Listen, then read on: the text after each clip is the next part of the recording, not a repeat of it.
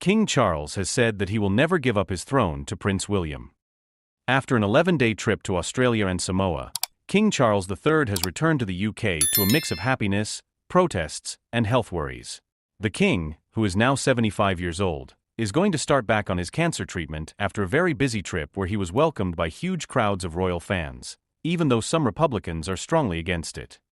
The King kept a busy schedule during the tour, which was met with both cheers and protests calling for Australia to become a republic. But by the end of the visit, it was clear that the pressures of the trip were getting to them.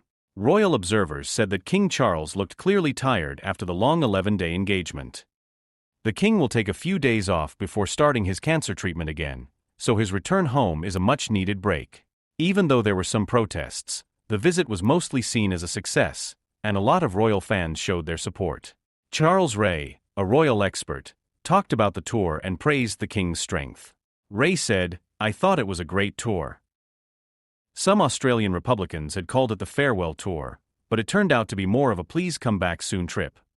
Ray said that Australia has had Republican feelings for a long time, but he played down the importance of the protests during the trip. Australians have always talked about becoming more Republican, but in the end, no offense to those who protested, it didn't really happen. A huge number of Australians came out to greet the King and Queen because they were so excited to see them. The warm welcome didn't stop in Australia. The King was also warmly welcomed in Samoa. Ray said that the royal couple's sense of humor was a big part of how well they got along with the people.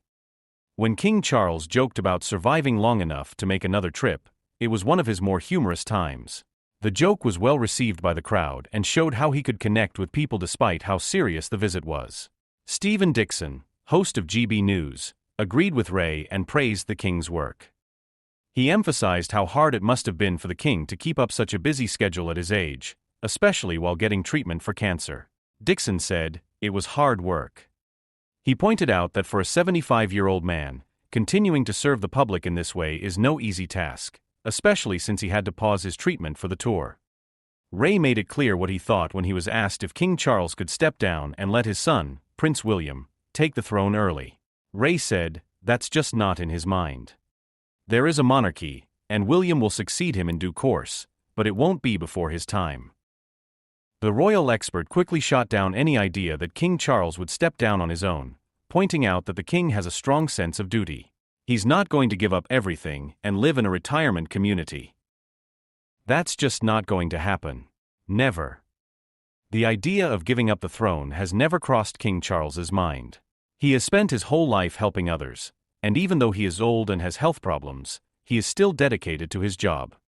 Ray said again that King Charles sees his role as king as a lifelong pledge that he will keep until the end.